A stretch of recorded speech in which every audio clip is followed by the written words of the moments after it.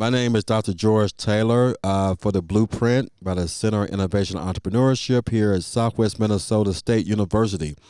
I'm real excited about today's episode because I got a friend and colleague, Mr. John Rickgarn, for the North Star Mutual School of Business. And I'm going to let John introduce himself, but I'm telling you now, you are in for a treat. If you want to build wealth, if you want to know some little nuggets, you want some gems, then you are tuning in to the right episode. So, with that said, John, I want to thank you for coming.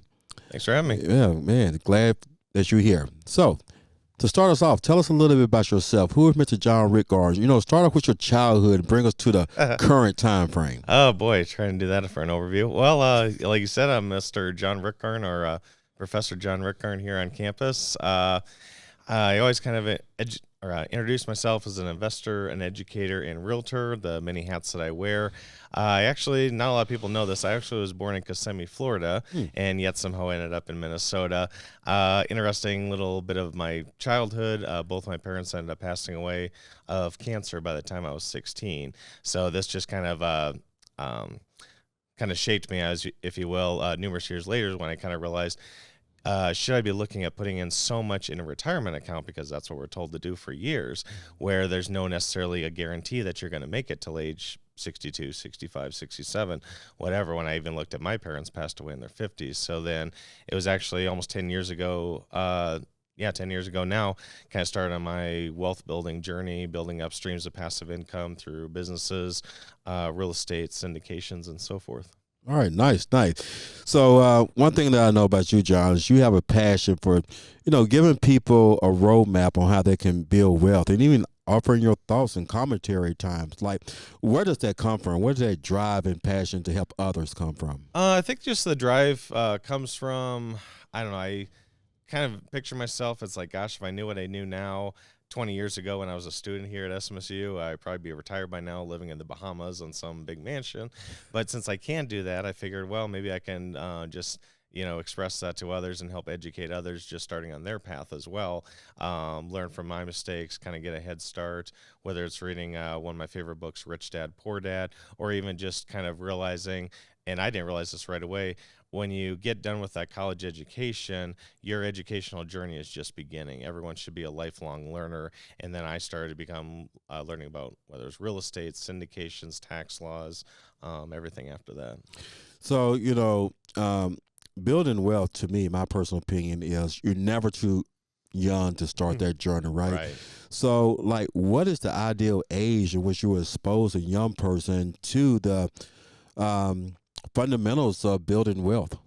I think really even the fundamentals, if you start looking at even just from a basic standpoint of looking at your own financial statement, even as a kid, if you're not an adult yet, just look at how much money do you have coming in, how much money is going out, what are the sources of that. For most people, they probably think of like a job or maybe a mowing lawns or whatever the case may be, but just try to open your mind a little bit of labor is not the only way to build wealth. You can build wealth through passive income streams, be it real estate, stocks and dividends, even part ownership of businesses, or even start a business and start a side hustle as well.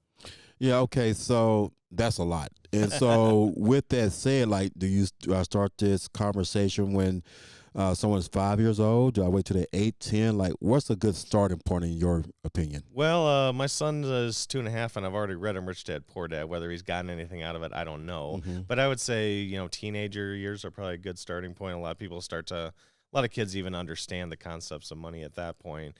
And if you can just kind of open up, it's like, hey, what if you start, instead of working for money, how about have money work for you? And nowadays, pretty much anyone can open a brokerage account, and you can even start as small as $1 and buy a fractional share of a stock certificate as well. So Yeah, absolutely. And there are different classes of assets that you can buy and build wealth, like you already covered. And in my wealth building journey, I think one of the first assets that I started buying was real estate. And real estate was just eye opening for me. And it was eye opening in the sense that not only did I know inherently that I was building some type of wealth, but there are a few businesses that you learn the ins and outs so well. I mean, you're going to do marketing, you're going to do budgeting, you're going to do business development, you're going to do it all, right? But out of all the business classes and assets that you can go into, which one would you recommend as a first start? For a first start, I'm personally big on dividend paying stocks. Whether you want to have as a brokerage account or a retirement account, there's plenty of good companies out there, whether Procter and Gamble, Pfizer, and I'm not giving recommendations. This is just education, Hmm. but I think a lot of people get so focused on the growth stocks, the Meta, the Nvidia, like, oh, this will go from $10 to $1,000. Like, there's a lot of good companies out there that pay cash dividends either every month and every quarter. And on top of that, not only is it passive, you actually get taxed on it less than what you are getting taxed on it as with your W-2 job or from your paycheck. Yeah, yeah, I like to dig deeper into that piece of the conversation. That's important. So, a beginning investor, let's just say preteen, teenager, they want to get into the stock market. Do you recommend individual stocks? Do you recommend an ETF, fractional shares? Like, how do you recommend entryway into the equity market? I would say for anyone beginning, and if they don't even know anything about stocks, you can actually with most platforms you can even do a what's it called, like a fake trading account, just kind of Yeah. play money. Right off the bat, you can even easily start with an S&P 500 index fund. At that, so you can start researching. Maybe even look at yourself. What companies, what products do you utilize? Are you a Ford fan? Are you a Chevy fan? Are you Pepsi fan? Are you a Coke fan? All those companies have stock that you can purchase. So if you look at it like, okay, I already know a little bit about whatever it is, why Mhm. not become an investor in that product or company versus just a consumer of those products? Absolutely, I love that because I do ETFs. I also do individual shares, and what I tell myself is the individual share allowed me to practice my investment philosophy. Like I started off with the Intelligent Investor by Kenneth Graham, Mm-hmm. right? And looking at pressure points and looking at undervalued businesses, and that takes a lot of work. Mm-hmm. And your chances for losses, because some of these companies, like you mentioned earlier, might be in the earlier stages, or they're on the back end and not as glamorous as an Apple or whatever the case may be to go straight to the consumer. But just doing the homework for that takes a lot of time and effort. Mm-hmm. But I offset that with my ETFs because my Right. ETFs follow generally the S&P 500. Mm-hmm. And if I were to look at my portfolio now, I go to bed at night feeling pretty good because yes, I might be hemorrhaging in a couple of areas in my individual stocks, but my ETFs are kind of Mm-hmm. holding it afloat until those stocks take off, right? And I Mm-hmm. really feel like I have some good companies that's going to grow and scale. Is past performance is any indication of future success. Mm-hmm. So if someone is kind of risk averse, right, but they still want to build wealth, um, what's the way they can structure their portfolio just from an equity perspective Mm-hmm. before we get into the other classes? Sure. Yeah. If you're a little more risk adverse, conservative, you could always look at what stocks are, I'd say, quote unquote, boring.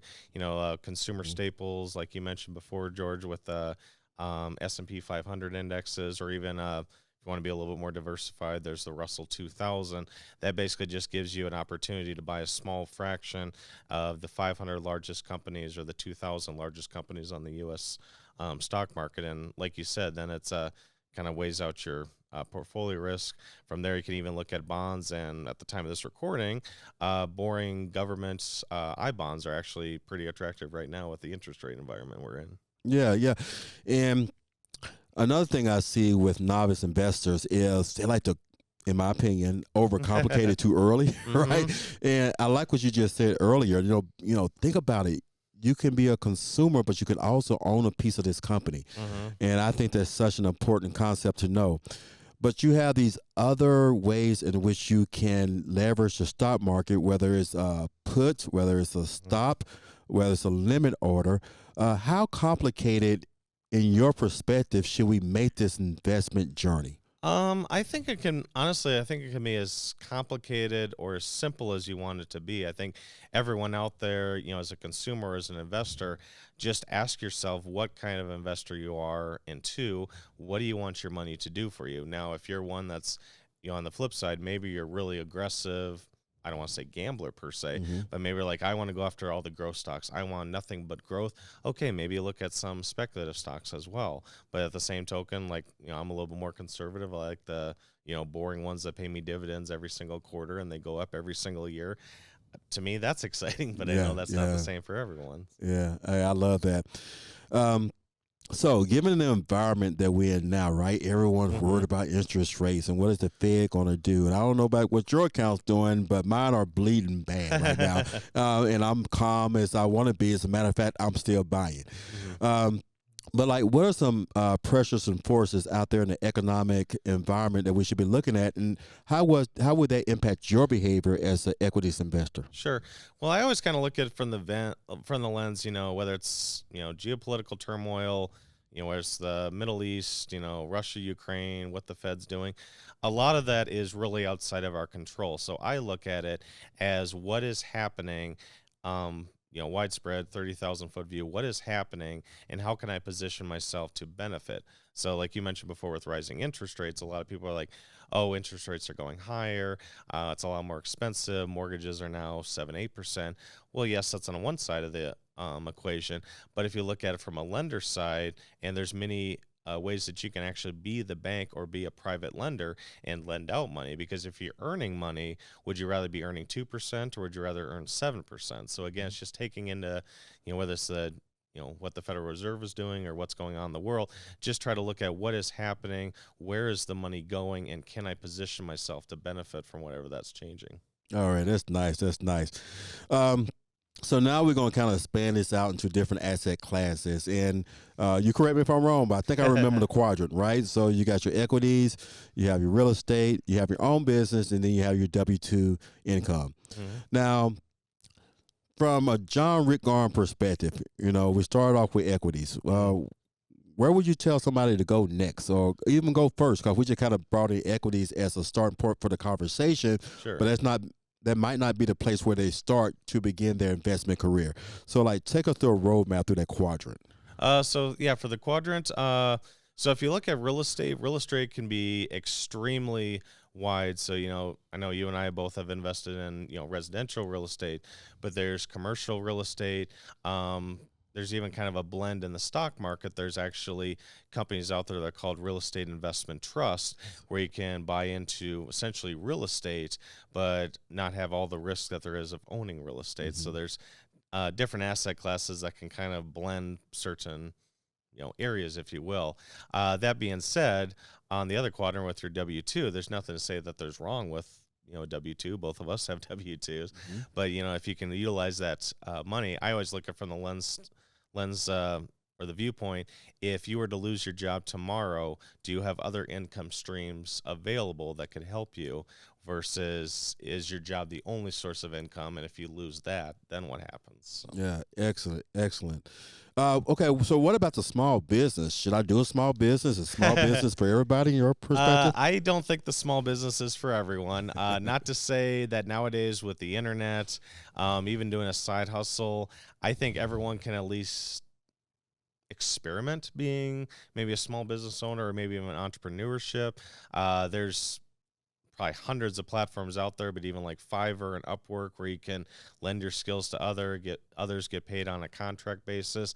Kind of see, okay, do I like being an entrepreneur? Do I like the safety and security of an employee? Or maybe do you have the flexibility to do both as Mhm. well? Yeah. Entrepreneurship is not for everyone. You're taking on a lot of risk with, I'm not going to say lack of guarantees, but there's no guarantee of a reward. 8 out of 10 businesses fail within the first 5 years, and even after that, can't remember what the percentage drops through. But it's, you could say the statistics are against you. It's not for everyone, but if you have the grit, the resolution, never give up, I think anyone can succeed as an entrepreneur if they put their mind to it. Yeah, absolutely, absolutely. Matter of fact, the Center of Innovation and Entrepreneurship here at SMSU is helping make that case. And from your future investing perspective, like, what's next for you as you continue to build wealth? Hmm. What's next for me? I was, or and still am, extremely diversified. Not to say that I'm pulling back so much, but I'm starting to concentrate, looking at my portfolio of what's working the best, what's working not as good, and starting to divest and concentrate a little bit more. Personally, I've had really good luck with private lending, promissory notes, trust deeds, Ooh, nice. earning anywhere from 8 to 12% monthly. Actually, do a lot of that in my retirement account. I still like residential real estate. I prefer now more of the Sun Belt or the southern states Oh, versus nice. Midwest, and definitely not the coast. But then even some alternative classes, I think self storage. I think there's still a lot of room for growth there, Hmm. and even right, wrong, or indifferent. But the cannabis industry has really been taken off, and there's a lot of opportunities there as well in various states. Yeah, you know what? And like you, I just love real estate. I'm getting back into commercial real estate, and my passion is apartment buildings. But I am going to foray into some retail spaces as well here in the near future. When it comes to buying real estate, especially commercial real estate, there are two schools of thought. One is wait till the interest rates come down, right? Wait till they come down because you don't want to buy where there's high interest Hmm. rates. But there are a lot of prominent voices that say, you know what, this is when you should be buying, Hmm. right? So John Rickgarn, what's John Rickgarn philosophy in entering the commercial real estate space at this time? Sure. I would say I'm kind of in the middle, so I'm not going to say wait. I'm not going to say buy right now. Really, just run the numbers, and the numbers should tell you, is this a good investment or not? If down the line you get the investment, rates drop, you can refinance at a lower rate, that's great, but I don't think anyone should plan on that. And I hear this talk track at least every week that you can always refinance. Well, that's a hope out there if rates go down and if you can still qualify again. I think I know several investors that are still buying now, even in 7, 8, 9% interest rates. I know a friend up in Wilmer, he's buying a property at 8% interest rates, and he can still make the numbers work. So it's No, a lot nice. of, I don't think it's so much as a timing of when a rate is or when is the perfect time. You just got to look at the numbers, and if it makes sense, go for it. If it doesn't, move on. Something else will come along. Nice, nice. Okay, so you're, like I said at the beginning of the podcast, are very passionate about helping others. Hmm. Can you tell us about the channels in which you're helping other people, and how can people come in contact with these channels? Sure.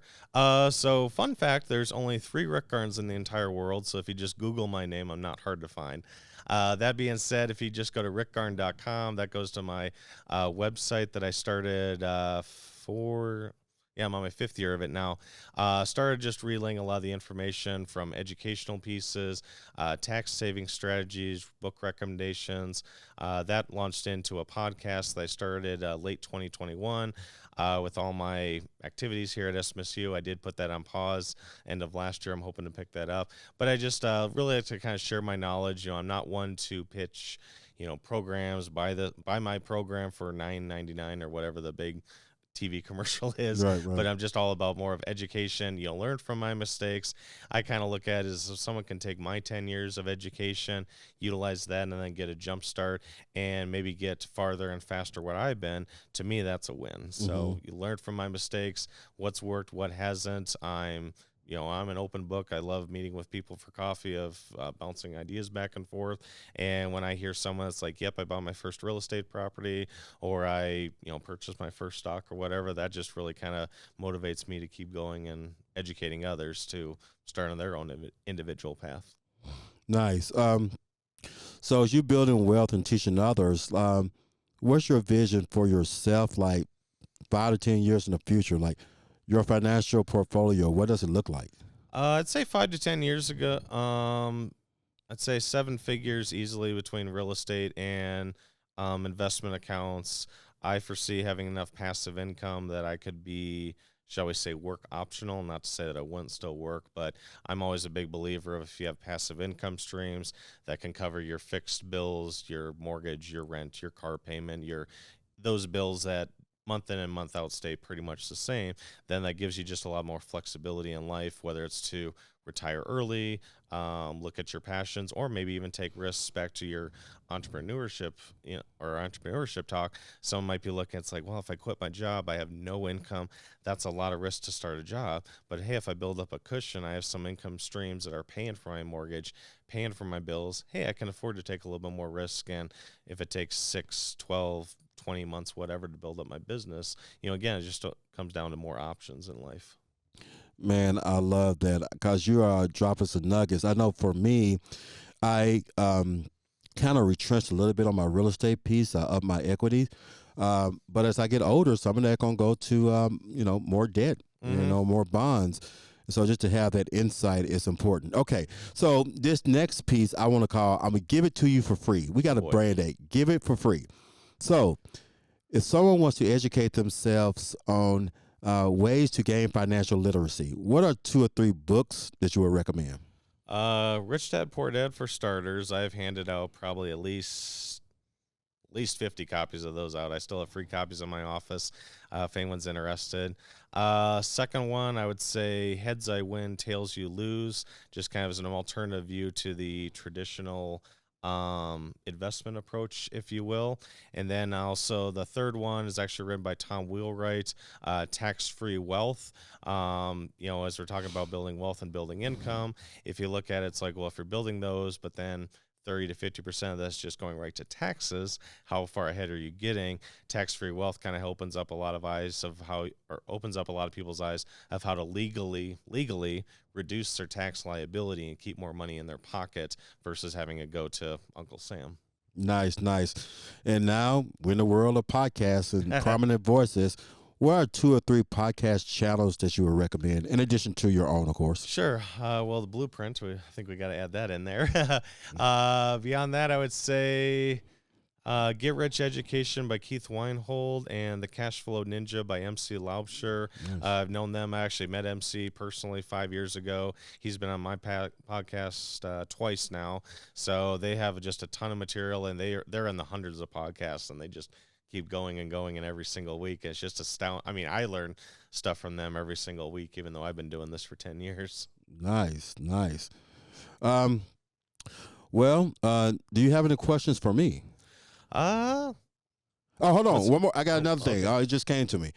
So John is leading up a student association. And I think you even teach wealth principles in your student association that you're leaving. You may or may not. But what student club do you lead? How can people contact you about Sure. it? The student club that I'm actually a co-leader or co-advisor of is the National Society of Leadership and Success. I was the student president.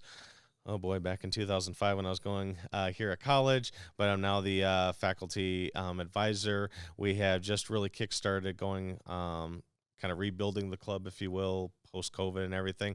But really, it's just kind of an environment to surround yourself with like-minded people that have dreams and visions of building businesses, starting companies, investing in real estate, financial freedom, and it's just kind of a really nice close group that has really reach for the stars, if you will, of what they want to succeed versus just, well, I just want to get here and pass my classes and that's it. Nice, nice. So I told y'all that John was going to drop some nuggets on you. You getting these gems. So people want to know more. How can they contact you? Like I said, easy to find on Google, LinkedIn, rickgarn.com takes you to my website, and there's contact information on there as well. Otherwise, I'm in the North Star Mutual School of Business, ST201.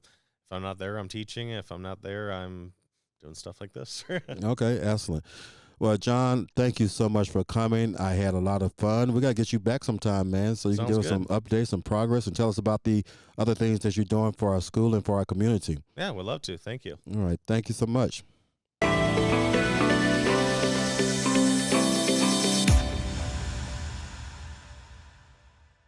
Now I have an opportunity to talk to a student, and this student right here has worked extremely hard, right? And we're going to have a good organic conversation about all the achievements that you made, man, because it has been a busy year. And not only has it been a busy year for you, it has been a busy year for the center. Yeah. Right, wouldn't you say that? Yeah, I would. Well, kind of set some context. We're coming to the conclusion of a very busy semester. Logan and I are fresh off a trip from Minneapolis, Minnesota. We had a great opportunity to present his business. Now, Logan, you were on here before. So, for the viewers that don't know, tell us a little bit about your business. Oh, so yeah, we're Tallgrass Tackle, LLC. We're officially incorporated now. Got that done a couple weeks ago, so pretty excited about that. What we do is we create lures for bass and walleye fishermen, and we really push towards the education portion of fishing, along with getting your quality tackle and stuff. So when you buy one of our lures, there will be a QR code on the back of it, and then with any mobile device, the consumer can buy it and scan it, and it'll go right to our website where it'll give them a video of kind of how, when, and where to use it. Okay, so I'm a novice fisherman. I like fishing, but I don't fish all the time, Yep. right? So, like, how would I get introduced to your business? Would I just go to like a sporting goods shop, or do I have to go to your website? And then, like, how would you reel me in? Would you start me off with fishing lessons, or would you take me through some media first, or would it be a mix of both? Yeah, that's actually a really good question. The retail part we're still trying to get into. We have a couple meetings with some big retail outdoor places. Yeah, so that would be our main spot where you could probably get us. Otherwise, online, our website should be up pretty soon, up and rolling. So people should be able to start buying things there. And yeah, for the part where people who are kind of beginners or still more into fishing, either way, the QR code is something that is just something cool that you can scan. You'll be able to learn more about that species. Maybe you already knew about it, or maybe you're seeing it in a different way. It's just a different way to see it, and just more information to help you out in the water. All right, excellent. Well, you participated in the entrepreneurship curriculum at Southwest Minnesota State University, which is part of the Center of Innovation and Entrepreneurship. Yep. So I'm just going to take a quick second to reintroduce the Center of Innovation and Entrepreneurship to our viewers. The Center of Innovation and Entrepreneurship is entering its 4th year, and then part of the center is curriculum. Mm-hmm. Then we have this partnership with the Small Business Development Center. We also have student associations. We have Enactus, which is a 501c3 student-led association. Then we have SMAC, which stands for the Southwest Marketing Advisory Center, where students have the opportunity to help existing business, non-government organizations, nonprofit and for-profit businesses. We also have AMA, which is the American Marketing Association, a great club to enter. And then we have the entrepreneurship curriculum, like I just shared with you. And then in the curriculum itself, 2 courses are embedded, and you took both classes. One class is called the Fundamentals of Entrepreneurship, and the second class is called the Fieldwork in Business and Entrepreneurship. And you took the classes concurrently, right? Yep. And so in taking those classes concurrently, like, what did it do for you? Like, how did it enhance your business building experience? Yeah, one thing was less homework. A lot of it was it's great because they bring you through both the business plan and like your pitch deck and stuff, which is something that's very vital to starting a business. It really lays it out, kind of how you're gonna do it, when you're gonna start introducing new things, or just how you plan to expand. Mm-hmm. And another thing is all the resources that have been provided, where, like with Brad before, I would have never known to reach out to him, and we reached out to him through the center, and they gave us his contact, and we were able to meet with him and talk more business. Yeah, absolutely. I think one of the things I like about the center, and you got to witness this for yourself, is that it's essentially a hub. Yeah. And I call it a hub of hubs because we are embedded within a larger contest of Launch Minnesota, which is funded by D's, which is funded by the state of Minnesota. And so within the center, the students in the community are introduced to this wealth of workshops in which they can attend, like succession planning and growing your business and the Lean Startup Workshop.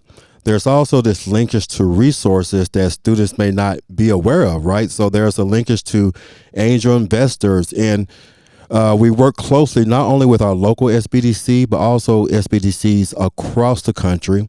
You add the curriculum to that, and some people ask me, like, what is the benefit of, taking the curriculum and going to the SBDC, and how does that work together? And here's what I tell people. You know what? You can go and let's just say you can go into a class, right? Yeah. And you can go into class and expect to learn everything you can in the class and, come out an expert. Or you can do some like foundation building before you even get to the class, right? Yep, So yeah. you might take an advanced class, but before you take this advanced class, you have this choice to take a prereq or another class that prepares you for Yes. the next level, right? Yep. And so that's the center, because the center gives students and community members the opportunity to get some foundational knowledge in entrepreneurship. So in your case, you were able to build your business, right? Yeah. You're able to work your numbers. And most importantly, you were able to reintroduce yourself or introduce yourself to the Yes. larger state community and regional community. So by the time you go to a small business development center, then that relationship already exists, right? And you've already did a lot of the lead work, and that facilitates the process. Yes. And the center and CEO as well, that is for the viewers, the benefit of doing your education and the curriculum piece of that is that you get that foundational build, you build key relationships. And so by the time you take it to an advisor, you go to an angel investor, you go to the SBDC, you that much further ahead. Yes. And I'm very, very proud of this particular cohort of students, because this was the cohort of students that participated in 3 to 4 business competitions. There were 2 international business competitions and 2 local business competitions, in which our students here at SBDC, within the Small Business Development Center, as well as the Center of Innovation and Entrepreneurship, had an opportunity to show what they can do to larger entities and to a larger group of individuals. Yeah.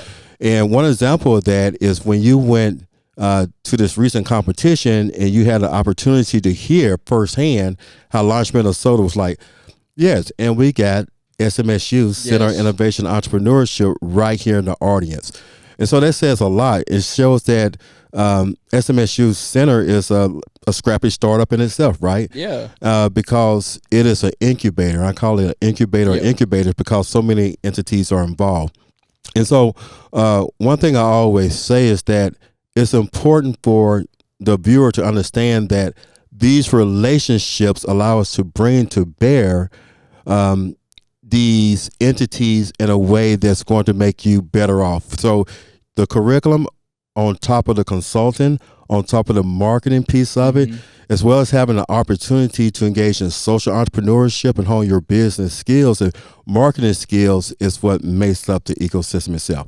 Now, having said that, were there other entities within the center that you got to work with? And if so, how did they help you advance or enhance your business offering? Yeah, so like the SBDC, they helped me a lot with they looked over all my numbers, telling me if this is something that is profitable, kind of what I should be doing with them. They also took a look at my business plan, they also laid it out for me and was like, this is where this is going to go. Very helpful. Christine and Chris were, and it was always fun to go back. They actually helped me register with the LLC, so they don't just do necessarily finance or business plans. They also do things like helping you with your LLCs. They helped me get my EIN number. They're just very helpful all around. And another thing would be how many resources again the center has. Like when we went up to Minneapolis to that business competition, kind of not, but yeah. So you talking about the entrepreneurship kickoff event, and they were, and that's okay. That's a conversation, and they're on their 13th annual entrepreneurship kickoff, and so this allowed us to meet or reintroduce ourselves to the who's who of business professionals that really facilitate starting and growing and accelerating your business, and most importantly, or equally important, meeting other entrepreneurs, right? Because you can find out capability gaps, which you found out while you were there, and as a matter of fact, we can kind of bridge and integrate to where we are now. You met a host of entrepreneurs while you were there. Yes. And a lot of these entrepreneurs businesses are well on their way to being established in the process of scaling. We had the opportunity to see student entrepreneurs from St. Thomas. We saw recent graduates from a host of colleges from out the area or throughout the area. What relationships were you able to build at the 13th Annual Entrepreneurship Conference that you can use in your business moving forward? Yeah, one thing that I really thought was crazy was how many people were into fishing there. I think I had at least 5 or 6 people out of there was a lot of people there, but in the little mall type thing where they'd go around, bazaar, they learn about your business. Yep. And they were like, some people came up like, yeah, I kind of fish and this and that. Then there were a couple people who were like, I fish and I do this like competitively and I do this and this, and they were able to point me out to some great distributors in the area, people who they know personally. Next week we have a meeting with someone to kind of talk more about that, more about where we are, what we can do for them, and what they can do for us. All right. I gotta share this story with the viewers, and Logan probably he already know what I'm gonna say. And so this is where that business development practice really comes into play. So we're on our way to this conference, and it's myself and it's Camden, right? Camden Parath, and we're doing our thing, and the students thinking like, hey, I'm just going to go to the bazaar, I'm going to show off my business, and life is going to be good, right? And so we're a little bit halfway to our destination, and my good friend and advisory committee leader, Lois, calls, and I said, I put on speakerphone. Hey, Lois, good to hear from you. She said, George, are you on your way? I got to do my Lois impression. George, are you on your way? Are you coming in person? I said, yes, I'm coming in person. She said, are the students with you? I said, yes, the students are with me. I got Camden here and I got Logan. She said, Logan, and I knew a request was coming because she said, Mr. Erdman. she was all official. And she said, is he around? I said, yes. She goes, Mr. Erdman, we had someone that not coming, and then she went into the bio like only Lois can do. And then she said, so my point in calling you is, can you present tomorrow? And Logan looked at me going, and I'm going, yes, you got to present, right? And so Logan up here had to cram in a nice 3 to 5 minute business presentation over dinner and halfway into the night, and got up. And it was so much fun because I had the opportunity to speak about innovation from a regional state perspective, which was just awesome. And then to have this Southwest Minnesota State University student to both courses at the same time share his passion in front of a who's grouping of 60 plus professionals and entrepreneurs, that was just awesome. And then to have Launch Minnesota, recognize us publicly, that was just icing on the cake. So I had to share that story because, when I'm in the classroom, people are like, do we got to do an elevator pitch one more time? Or why we're doing this? I mean, we know we're building a company, but, why we have to visit this person? Why do we have to enter this competition? Because at the end of the day, the value proposition is, ideally, you would start your company because you can, and you saw for yourself there are a lot of student entrepreneurs. But if you don't, you're learning key skills that's going to carry over into the workplace, right? Yeah. Critical thinking, communication, collaboration, and teamwork, right? We call those the top NESI skills. Okay, so now we got that context all said and done. Let's go back to the partnership that we really nurture in the community, because you actually became a great mentor and coach as well. Yeah. And one of the things I'm very proud of is that we're partnering with Creating Entrepreneur Opportunities, CEO students, and now they can take the fundamentals of entrepreneurship while they're in high school, or they can come up here with no restrictions, because the next phase for the center is to engage in more cross-disciplinary work and to promote innovation across all students, across all degree programs. And I want to give a shout out to the North Star Mutual School of Business, my colleagues, Dr. Heather Rickgarn and Dr. Marsha Grimes-Rose, that we really worked hard to really make the business case of why having the fundamentals of entrepreneurship is beneficial to all students. Now, having said that, you had an opportunity to work closely with the Yes. CEO students on 2 separate occasions, and then plus a business competition. Yep. So, like, what did you take away from that experience? Well, I'm also studying to be a teacher, so it was kind of good experience being able to kind of teach secondary students in the high school level. And one thing that I would say to anyone, doesn't matter what age, what you're doing with your business. Like what you were saying, how you had us keep going up and keep presenting, where we were kind of sick of it. But I was scared in the car on our way up to Minneapolis. I'm not gonna lie about that. I was scared, but once I got up there, I was just like, this is my business, cause yeah. So that's one thing that I've said to some of the students when we were presenting, and they were asking, and I was like, you just got to keep practicing. Public speaking might not be your thing now, but it will be later. Trust me. You will learn how to communicate with people. Some people get kind of scared of big crowds. Once you start doing it more, you walk up, you're like, hey, hi, my name's Logan. How are you doing? I'm doing this, and then you just exchange information that way too. So yeah, that's one thing that I really took away with that, was how much communication really has to do, and how we need to keep kind of pushing that in, especially with the CEO students when they're especially when they're building their business and they start establishing their businesses. That line of communication never stops. You're always communicating. Yeah, very good. We also had our third annual entrepreneurship conference, and that's the I call it a friendly competition, where the high school students get to compete against the university student entrepreneurs. And we had a big gathering. We had 4 CEO chapters. We had the student entrepreneurs, and just for your information, everybody's information, the entrepreneurship classes were full. There were 20 plus people in both sections, and that's a healthy program. Yeah. So having the opportunity to compete in that setting, like, how did you feel about that? Because you won first place. Oh, by the way, he won first place. Yeah. I was scared. I'm not gonna lie. I mean, public speaking was not my thing. And until I started taking class, and then in your first management class that I took, I was like, oh boy, I'm going to be speaking a lot in this class.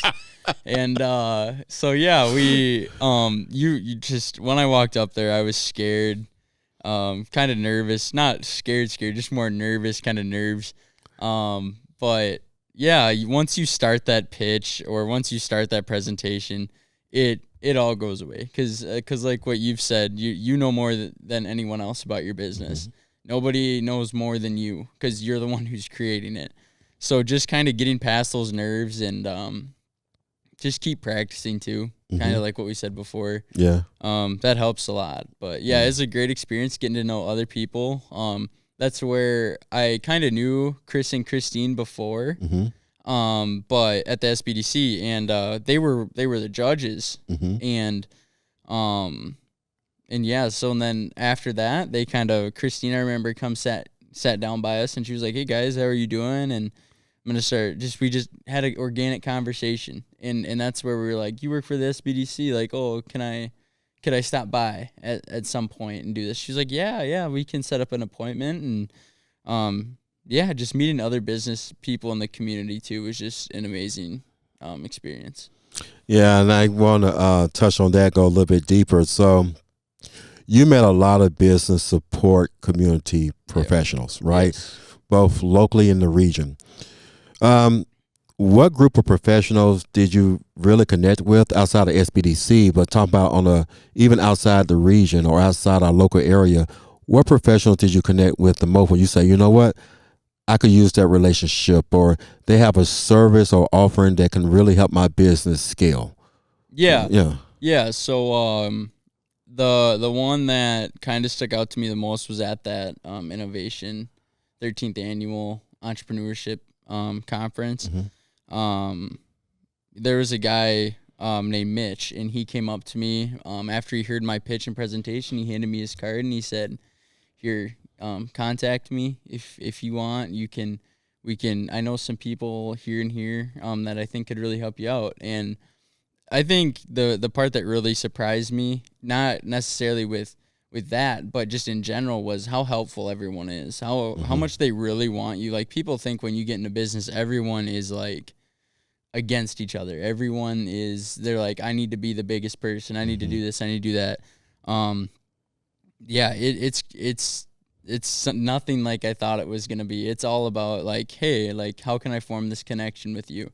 You have this strength, I have this strength. We can help each other with this, and both of our businesses are gonna profit. There's no necessarily downside to it per se. Yeah, I like that. I like that a lot. And so, and just kind of reflecting on it, you know, yourself now compared to where you are now, what would you tell yourself to the person coming into the class? Like, you could give yourself advice, right? The post class, Yo. the post business competitions, talking to the pre-class, pre-business competitions. What would you say to yourself? I'd say it's real. Like, at first when I did it, I remember just having a little number sheet. I remember showing you that number sheet and just kind of showing you, because I was working on it for so long, and I didn't know where to go with it. And finally I was like, you know what, I'm gonna, because I was nervous getting out of my comfort zone of education, and kind of like being in the business world. Like, it's not very common seeing a K through 6 teacher all of a sudden being like, hey, I'm gonna do this business thing. But yeah, so then I reached out, and just like that, it like shot off. Like, what we were doing, we were getting websites done, we were getting attorneys, we were getting accountants, we were getting the names, slogans registered for trademarks, and we're talking to other businesses. That's the biggest thing, where I've had the opportunity, with the help from Andrew Miller from he's doing some video and stuff for bass fishermen, professional bass fishermen, and he connected us, and I was able to talk to him about jig head design. Like, and never last year, or how many months ago, I think it was probably, like, I don't know, 6 months ago, I'd never go, oh, hey, Logan, guess what? You're going to talk to this professional fisherman, and about your business, what you're doing. And it's crazy how real it got so fast. I couldn't believe it once I sat back, and I was like, man, I really just did that. Like, I actually got to talk to this person. I actually am forming these connections. So yeah, that's probably the most thing, is it's real. It's Man, real. that was well said. I think my last question for you is, and then feel free to ask me any organic questions that come to mind, is that we know communication is important. We know relationships are important. Pre-education, self-education, making sure that you're ready for that big moment. Like James Brown said, always be ready. Yeah. But like, going back to the business planning itself, outside of the communication piece, what are the components of the business planning process do you think are most important in your view, and for other aspiring entrepreneurs to really hone in on and say, you know what, you really need to pay attention to this? Yeah. So, I mean, the whole business plan is very important. But some of the things that really stuck out to me, what I think I needed to know the most was, first off, my values. What are your values of your company? Are you pushing innovation? Are you pushing, being honest inside of your organization? Are you doing this? Because that's what makes it run. Without that, you're just, you're not nothing, but it's just, you have to have some sort of values with it, because you live by those values, and that really says a lot about you as a company. Another thing is the competitors. Knowing your competitors, knowing their price points versus your price points. Don't necessarily make it cheaper just because they're a little bit higher. Right. Because you might have just as good of a product. You don't know. You can always raise the price too, but I would go higher, not necessarily higher, but like kind of match them, right? And then based on what you're seeing in your market and what you're seeing in your sales, you can dictate where your pricing goes. So yeah, your competitors are a big thing. Knowing kind of what they're after, who their target audience is. What sets them apart from you? Yeah. What sets them apart from other companies? Yeah. And that's the hard part too, is figuring out something that you, by yourself, just are different than everyone else. Yeah. And the final part, I would have to say like your SWOT analysis stuff, kind of with your marketing, with your daily operations, your staff, just knowing that, because everyone's gonna have weaknesses at some point. It's and you'll always have a weakness somewhere, and it's just always being able to spot those strengths and those weaknesses, what you're gonna do to work towards them, what opportunities you have, and how much time you want to get it done with. Nice. So just kind of keeping that in mind, all those parts. Just all those parts are probably the most thing that stood out to me the most, just for business wise. Yeah. Okay. If the center enters its 4th year already, man, where did time go? And from an academic perspective, it's really entering its 5th year. But having said that, what would you like to see the center go moving forward? Like from a student perspective, and now one of the leaders of the center, like what's some opportunities that you would like to see us take advantage of? Yeah. I really want to get more people in there. Just more people, like, especially, they don't have to be business majors either. Like, yeah, exactly. And it can be somebody who wants to start a company. Like, I didn't know, I figured out the center was a thing, and then I reached out. But like, I had that thought for my first year of college, and I didn't say anything. And I was like, maybe not. And then just doing that, just getting more people, letting those people, all the students know that we're open, we can work with them. Because throughout our classes and stuff, we learn all about it. We learn about the marketing. We learn about the kind of what makes your business tick, what makes it go, kind of what you need to do, figuring out like income, figuring out your revenue, all that fun stuff.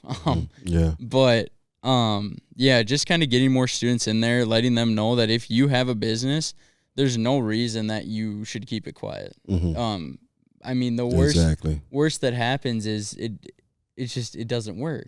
It's the worst. Get up and you try again. It's something that and they'll love it once they get in there. Just the atmosphere of all the students, all of us working together, trying to get our businesses going and helping each other.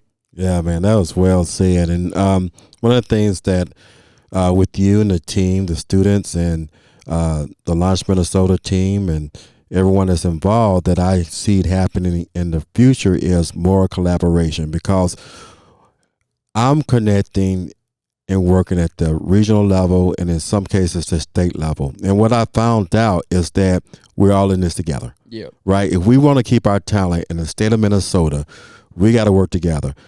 And Men's State Mankato has been a joy. Community colleges have been a joy to work with. Ron Veazey up there in Mankato, and Mike at the SBDC in Mankato, and my counterparts at the Center of Innovation Entrepreneurship in Mankato, they have just been so fun to work with because we're in this together. And I'm just happy to see where we are. And in order to make sure that we get the money to continue the investment into our student entrepreneurs so that they can grow their business and they can promote economic development, we have to work together. Because earlier, Brad was talking about, he's in the space of workforce development just as much as entrepreneurship and business development. And I always tell audiences, anytime I have an opportunity to speak, is that they work together, right? They work together, because without the entrepreneur and that bright idea and that courage and that grit and that determination, well, you don't have the workforce. Yeah. You don't have supply chain partners. Economic development has nothing to promote.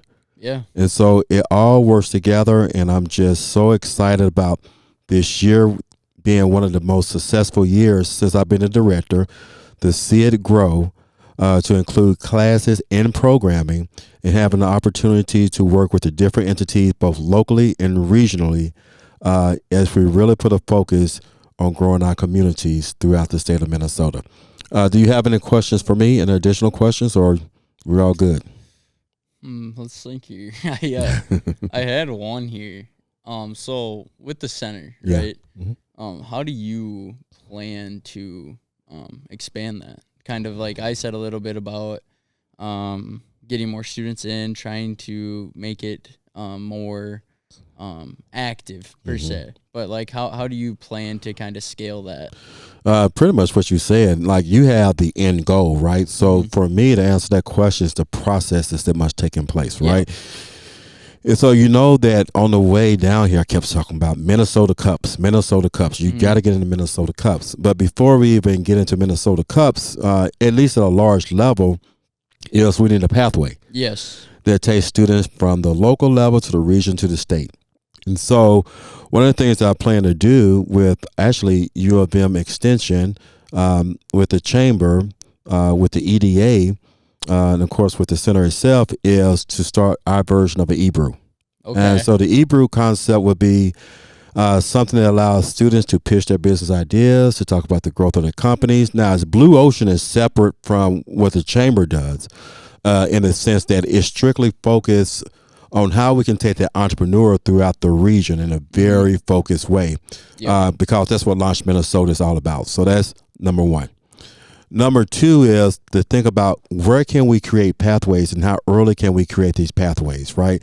And so the CEO program is like at the high school level, and we can see it's scaling all across the state. Yeah. So to continue to work with the CEOs, but also BPA, right, and junior achievement. And if you look at the states that are really excelling in entrepreneurship, that pathway starts as early as middle school.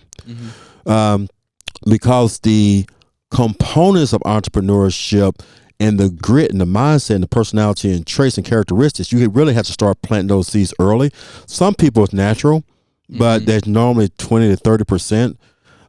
Where the other 70%, they got to be developed. You know, they got to work hard to develop those skill sets.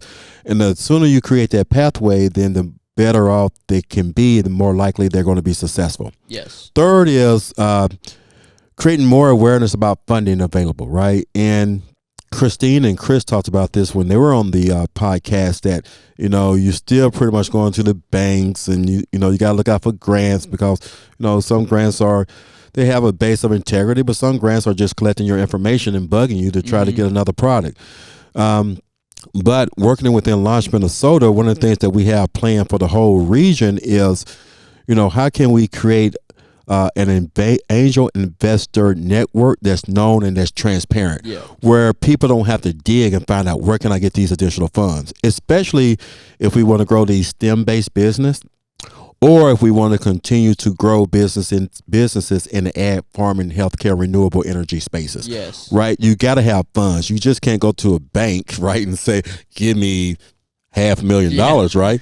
And you can find these resources in which you can acquire funding. You can get seed capital and go through the seed capital rounds, but you have to dig for it. And you may remember my remarks at the 13th annual entrepreneurship kickoff. I said, we have to make that piece more transparent.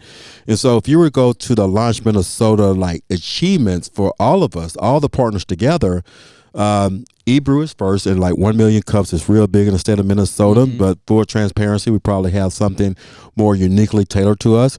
Angel investors is the other piece of it, and then continuing ongoing workshops where we can hone those business skills. Okay. Right. And the center offers all that now.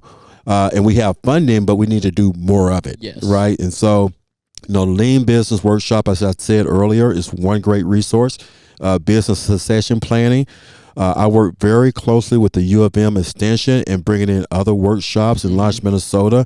And we're going to continue to bring these workshops to students and community members. And we're also going to have more competitions, right? So the third annual entrepreneurship conference is like a primer. But now we're going to do our version of Big Ideas, and I'm working with Men's State Mankato in that area. And we're also going to do Global Entrepreneurship Week. So the more pathways we create, the more opportunities to bring the student in contact with the community, in contact with business professionals and other entrepreneurs, the greater our chances are for success. Yeah. Did it answer your question? Oh yeah, that answered it. Yeah, and the thing too with those is, the nice part is the seed money. Yeah, right? yeah. You get that seed money. It's not coming out of your bank account. It's right there, right back into your business, and just even $250, $500. think that's $250, $500 that you don't have to spend out of your own money. Right, Like, right. You got to look at it that way. People, I've seen people who are like, oh, I got this, and it's like, Yeah. it's better than taking it out of your thing. So Yeah. And you saw how Seed Capital works. yeah. Right? Yep. I mean, that company that I think it's Telco, but I don't want to butcher the name, they were on their second round of seed funding. Yep. I mean, that's amazing. Yeah, they did. Yeah, they did really good presentation too. Yeah, absolutely. Absolutely. That event was so much fun, was it not? Yes, it was. All right. Any additional questions for me? Not that I can think of, no. Well, Logan, I just want to thank you for being that Paragon student that represents everything that the center and its partners bring to the table, what we can offer students, what we can offer our community, but more importantly, what it can offer you and the people whose lives you're trying to change. Yeah. You did everything the right way. And now you have to pay that forward, like Alejandro Mazarios, who did very good, and the others that doing very good, Trevor Van Coolen and others, as we continue to grow our entrepreneurship community. Yeah. And thank you so much for all that you do. Yeah, thank you for having me.